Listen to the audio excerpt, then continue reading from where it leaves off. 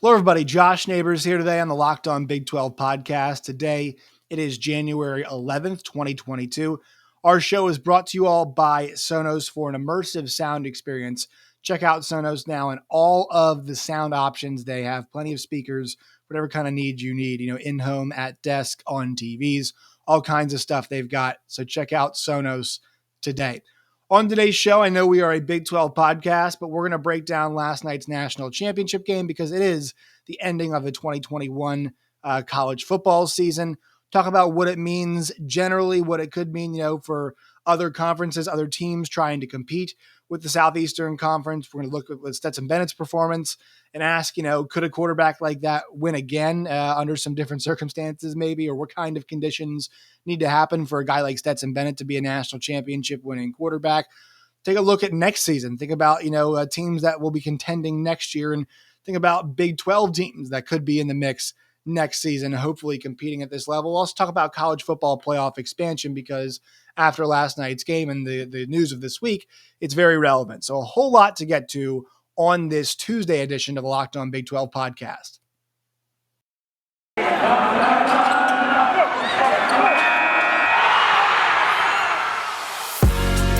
You are Locked On Big 12, your daily podcast on the Big 12 Conference, part of the Locked On Podcast Network, your team every day. Once again, hello, everybody. I am Josh Neighbors here with the Locked On Big 12 podcast. Make sure you guys subscribe to the channel here, trying to get over 500, or we're pretty close. Appreciate all of you all who have been here throughout the season, who have checked out our videos. It's been really fun. First year for us here on YouTube. So we've enjoyed doing the YouTube videos for the first time this season and enjoyed covering college football as it comes to an end here. But make sure you guys subscribe. Follow me on Twitter at JoshNeighbors_. You can follow the show also at LO Big 12 on Twitter. All right, so the college football season has come to an end. 33-18, your final score last night, as Georgia wins their first national championship since 1980. Kirby Smart gets over the hump and finally beats his longtime foe / longtime, coach, partner in crime, if you will, mentor in Nick Saban. So once again, 33-18, a revenge game for Georgia after their loss in the SEC championship game. Look, I was on Georgia -2.5. I think it's really difficult to beat a team twice. I think the right team won. I know that there were a lot of injuries, and that caused some consternation. People saying, if Jamison Williams was healthy, if John Mechie was healthy, if corners were healthy, if everything was kind of at peak efficiency, Alabama would be in good shape. But they weren't, and that was kind of the reality of the situation. Look, that is football. The Jamison Williams injury was freak, but there are freak injuries in football that happen all the time. And to that end, it made the game did change when Jamison Williams went out. I think we can all acknowledge that. But Alabama's got so much talent, and Georgia's got so much talent to that extent as well. But they've got so much talent that they've got a bunch of guys, 5-star guys that were out there, playing that were not as proven as Jamison Williams and definitely not as proven as John Mechie, both those guys combined. But those guys were out there, trying to make plays. And Hall, and I know Hall's one who's been much maligned by a lot of people, but Ja'Cory Brooks, Slade Bolden has been there all season long trying to make plays. Trayshawn Holden also out there too. And those guys, things, they looked a little bit out of their depth, right? Drops were happening for Alabama. Guys not high pointing footballs at the right time, not doing a great job finding them. And look, that's the thing about Georgia is they're gonna, you're gonna have opportunities to make catches. You have opportunities to make plays, but a lot of the time, there was man coverage in a lot of spots, and Bryce Young, it felt like, put the ball in the right place a bunch of times, and those guys didn't make plays. A lot of that was because coverage. A lot of that was because the Alabama players didn't know how to deal with tight coverage and weren't hadn't been in those spots before. So missing those guys definitely hurt them, but Georgia really did a great job of playing into that and making things difficult. They look fast. Will Anderson looked fast too. Georgia's defense looked fast. He and Harris had great games yesterday. But I mean, across the board, like, this was a really fast, hard-hitting football game, and Georgia's speed felt like it kind of got there. I mean, they were getting home to Bryce Young late in that game, early in that game. They got the ball out pretty quickly, but those guys stopped getting open, and things got a bit more difficult. And Georgia was fine. They were sending pressure, and they were saying, all right, beat us one-on-one Alabama ultimately couldn't do it enough in the end of this game. But this thing got off to a weird start. Once again, I was on Georgia -2.5. I felt like it was the right play. I felt like it was hard to beat Alabama or for Alabama to win a second time. I felt like they'd make adjustments. Early on, I wasn't sure, though. But Georgia's defense did a great job in multiple situations pitting their ears back. Alabama ran a lot more plays than Georgia did in this game. I think Alabama ended up running somewhere in the 80s in terms of plays. Bryce Young attempted, 57? He had 57 pass attempts, I think. Yeah, 57 pass attempts. 28 carries. So, they were up into the 80s in terms of their play count. Georgia was not. Georgia was not up in the 80s. They were actually in the 50s in terms of their offensive play count. But Georgia's defense did a great job. I think it was 4.7 yards per play, somewhere in that range. And they, once again, put Alabama in a bunch of really uncomfortable spots, especially Bryce Young. I thought, generally speaking, he handled it really well. I thought that touchdown throw was a great example, the one he had to Cameron Latsu, where he was working the right. And Bryce Young absolutely loves to work back to his right. And he makes that throw across the middle. I thought was a great throw. And it felt like at that point, it was kind of a game on. But Stetson Bennett got the job done. And we'll talk about Stetson Bennett here in a little bit. But congratulations to Georgia, because this is a much deserved, much earned championship, excuse me, for the Georgia Bulldogs. And Kirby Smart has taken so much flack time and time again. And this was the one thing he had to get over the hump. But to me, it was only a matter of time. I know people thought, well, if it's not this year, then when? And how long is Saban going to stick around for? But Kirby's teams have been too good, and they're too well coached. This is not some coaching disadvantage. This is not like it's been poor coaching in a bunch of situations this year. I thought Dan Lanning made some good adjustments from this time to last time, and I thought Todd Monken did as well. Things were tough early. Once again, they were tough early for Georgia's offense. They made adjustments, and they made plays. And once again, well-coached game across the board, I thought, especially for Georgia's perspective. But it was a matter of time, and we know in sports, it feels like sometimes, I think the Braves title is a good example, the Washington Nationals title, it's a team I cover.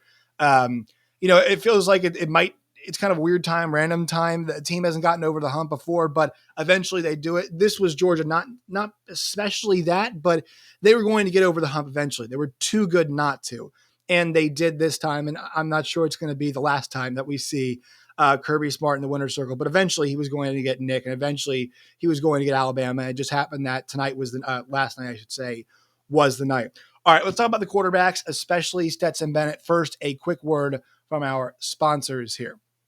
Today's show is brought to you by Get Upside. Get Upside, y'all, is a new app that's going to help you save at the pump today. If you guys download the Get Upside app and use the promo code SCORE, SCORE, you can get a bonus 25 cents off per gallon normally, and you'll get an extra 25 cents off the first time you do it. Don't pay full price at the pump anymore. Get cash back using Get Upside. Just download the app right now for free. Once again, use that promo code SCORE and get 50 cents off per gallon. Help you guys save a bunch. But once again, Get Upside, promo code SCORE, SCORE. All right, so Stetson Bennett last night, it got off to a rocky start. And I was one of those people on Twitter. I was not saying put in JT Daniels, but it felt like Stetson Bennett was a massive liability for the Georgia Bulldogs last night. That first drive was ugly. I mean, they took penalties. Stetson Bennett fumbles. They really had it all going on. They had it was a sack, and then it was a delay of game, followed up by a fumble that Stetson Bennett recovered. So they had it all working in terms of inefficiencies, if you will. Even in that second half, they came out and did a great job on that first drive in the second half. But then they had the flea flicker that ended up with an intentional grounding attached to it, which was really awful. I mean, the flea flicker where Stetson Bennett gets it, I think it was George Pickens to the left, decides not even to go on the route, basically, kind of gets jammed up and can't even go in double coverage, and Stetson just flings it downfield. Ends up being a intentional grounding, and you're thinking at that point, oh my goodness, like they're even running the ball well, but Stetson is getting in their way. And they end up getting a touchdown, but you go to the fourth quarter where Bennett has the fumble. Later after the game, Stetson Bennett said, "I was not going to be the reason why we lost." At that point, it felt like it was. It felt like he was, because you couldn't trust the guy out there. He gives it the fumble. Alabama gets the touchdown, and they go up at that point 18-13. You're thinking, man, can Stetson Bennett do this? Can he go down the field and score? And now it's in his hands. And on that first drive, they let him sling it. The first one he had was that throw to Jermaine Burton. Then they get the PI, which, that one I was not totally sure on, but there was enough. My dad he disagreed with me. He said there was enough there. And then they get the Stetson Bennett YOLO pass on the free play. It was like Aaron Rodgers. You guys have seen, if you watch NFL, if you don't watch NFL, here's the information for you. Aaron Rodgers is really good at drawing free plays and takes a lot of shots on them too. They don't work. Majority of the time they don't work. But Stetson Bennett saw it, recognized it, and this might have been a game where, he had not played well, and so maybe he just eats it and says, no, I'm done with the play. I'm not going to take the free shot, or he throws it out of bounds or whatever. But he saw it going way downfield, and he lofted up a perfect ball. And this is something that's really interesting about Stetson Bennett. We saw it in the Michigan game. You see it actually times this year. Stetson Bennett's not limited by his arm strength, I don't think. Relative to other guys, does he have like the cannon, the hose that we all see? No. But he's not limited by arm strength. He's made a bunch of really awesome downfield throws. The one he had to Pickens down the seam in the towards the beginning of the game was a dime, an absolute dime. And his passes have a lot of loft on them. He puts them way up in the air. That's kind of the characteristic of a Stetson Bennett pass. It's not as much of a rope as you see from a guy like a Mahomes. Will, if he cranks one deep for a Hail Mary, he can get it up there. But he's throwing balls more on ropes. Josh Allen, another guy who can throw ball more on a line, it seems like sometimes. Even a Bryce Young can throw a ball on a line. Those guys can do a little bit of both. Stetson Bennett's deep passes, they are lofted well up in the air, but it gives your receiver plenty of time and an ability to locate the football, find it, point it, and make that play. It's actually pretty crazy. Pickens' only catch was that one in this game. But Donnie Mitchell, he makes that catch, just a freshman, 6'4", 190-pound freshman, goes up, locates that football, makes the catch.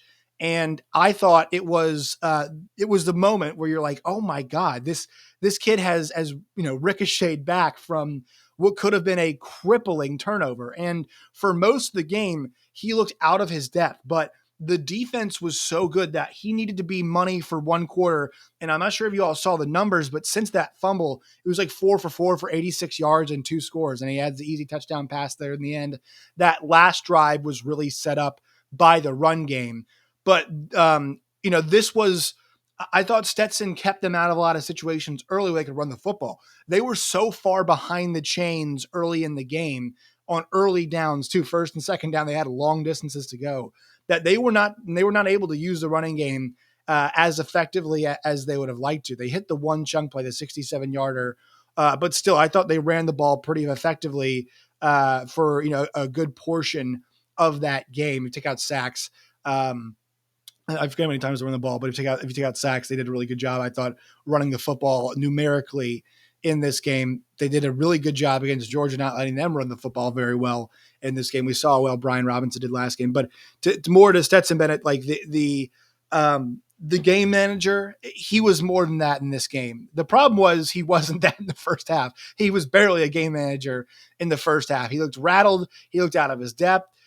He muffed the snap on the 1-yard touchdown run they had in the game earlier in the game too, in the second half.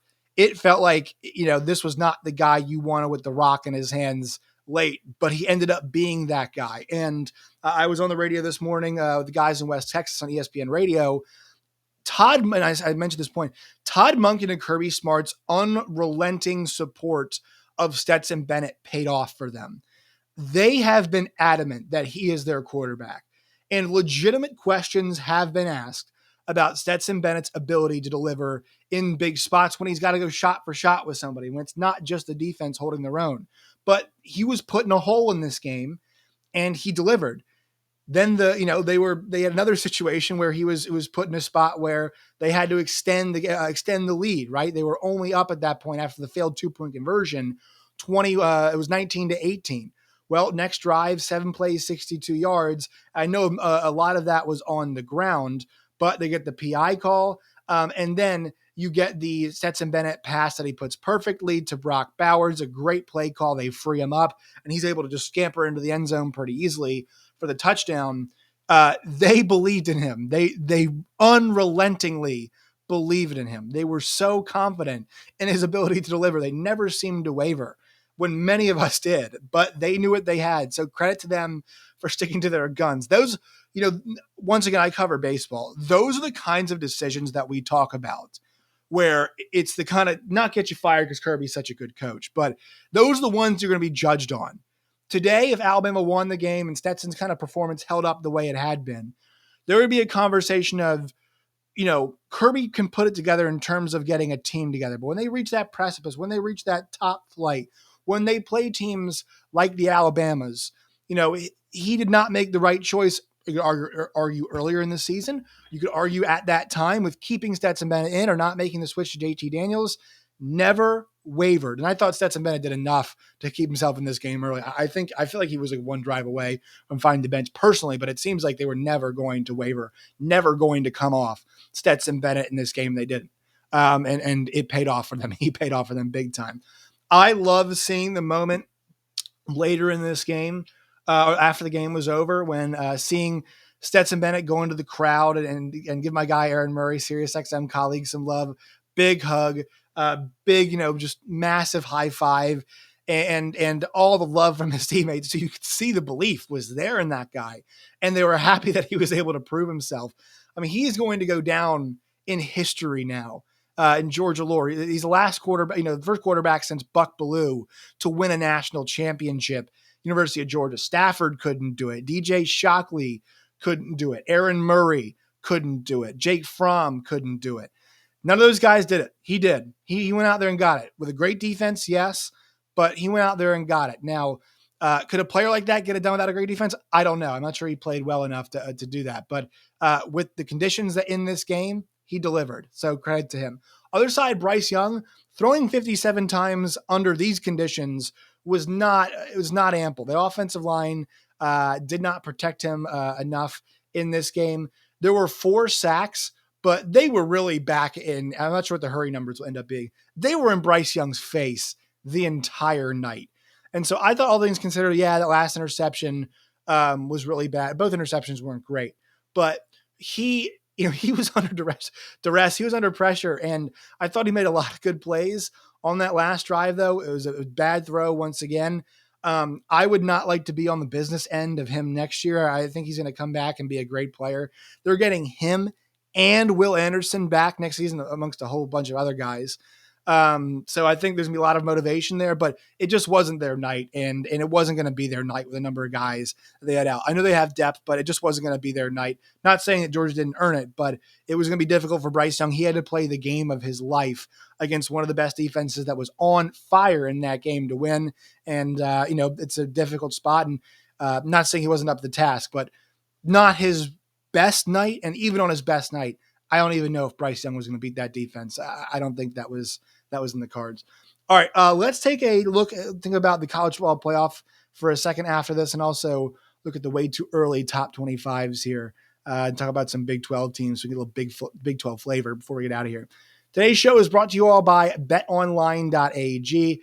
BetOnline is the best place for all of your sports action needs. Go to BetOnline today. They got futures for college football, college basketball, NFL, the playoffs coming up. You guys can look at that stuff on betonline.ag. Use the promo code locked on, LOCKEDON, locked on. You'll receive a 50% deposit bonus today. Once again, promo code locked on for a 50% deposit bonus at betonline.ag. BetOnline, it is where the game starts. All right, so there's news about the college football playoff expansion. The committee got together and they are not close. Now, my read on it is this. They're going to get there. There's too much money at stake, but it seems like there's an argument about automatic qualifiers, 4, 12. I think they'll get it solved. They'll get it fixed. Excuse me. The reason why I want to see it, and I've said this a bunch, is that last night was a violent, hard-hitting, fast, and furious football game. So much great talent on one field. So few teams get a majority of those guys, right? And my hope is with playoff expansion, are you going to change outcomes immediately? No, I don't think you are. It's pretty reasonable to assume that you're not. People have a chance, gain momentum, get involved, whatever. Ohio State make a run, they're still one of the blue bloods. Could Utah made a run? Maybe, I don't know. They were pretty banged up there towards the end of the season. Especially going to the Rose Bowl, they were out a bunch of dudes, COVID and whatever else, but a bunch of dudes out. They got going two ways. Could a team like that make a run? Once again, maybe. I doubt it.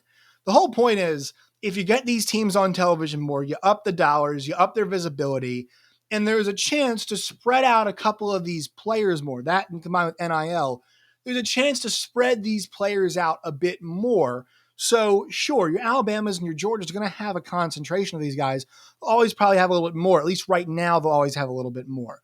But there is a chance, there's an opportunity. At the bare minimum, you tried and you fail at it. But I think there's a chance that if you expose more people to college football playoffs, you expose more teams, recruits are going to see that and say, hey, look, if I go to place X, I go to place Y, I actually have a chance to play in the college football playoff, right? I can go to Oklahoma State. I can go to a Baylor.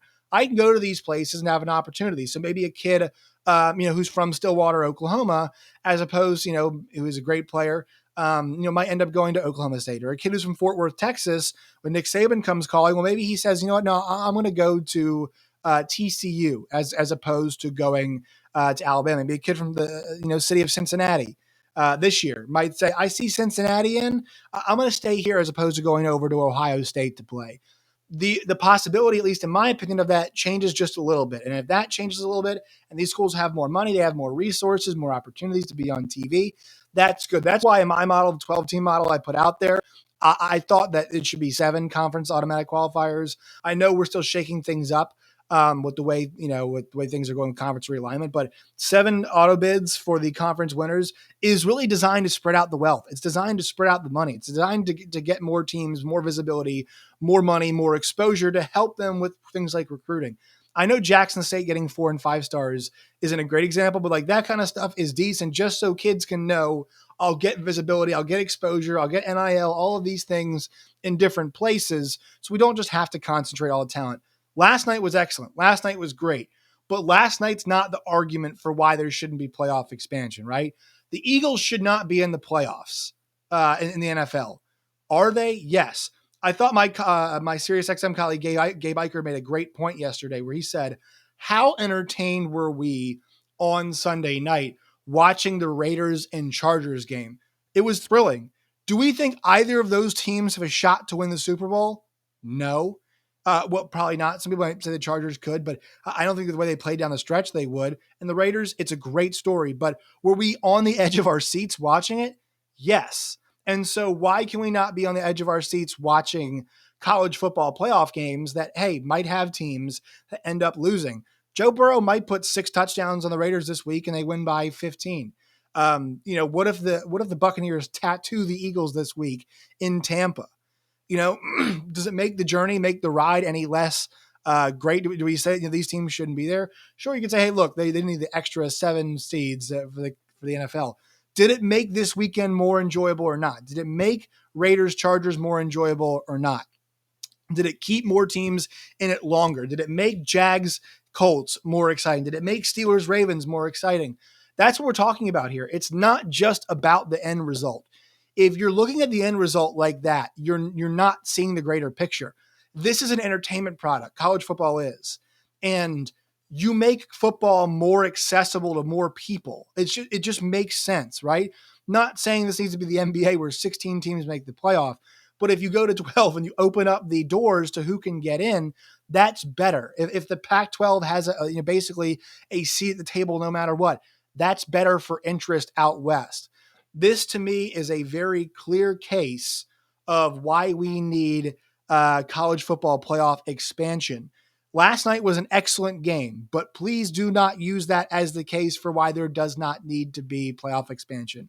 You're missing the forest of the trees. If anything, it's actually a reason why, because maybe those kids on that team last night have a chance to stay in different places. Maybe Bryce Young stays in Pasadena and goes and plays for USC, or goes and plays for Chip at UCLA, or goes and plays for Dan Lanning at Oregon. Maybe that stuff happens. Maybe it doesn't, but at least you give them a shot. At least you give them the opportunity. At least you give places like that the chance. And that's really what it's about. Maybe sure, there'll be a lot of those kids concentrated, but we can get more dispersing of those kids if there's more resources and more opportunities for those other teams. But still, not saying last night wasn't great. I'm just saying we'll still probably get last night, in the end anyway, at least in the beginning. Hopefully we can spread that out a bit more. Let's just save the look ahead top 25 stuff for a different day because we're running a little bit long as it is now. Make sure you guys subscribe to us on YouTube. Make sure you follow us on Twitter at LOBig12. Follow me at Josh Neighbors _. Till next time, my friends, as always, stay safe.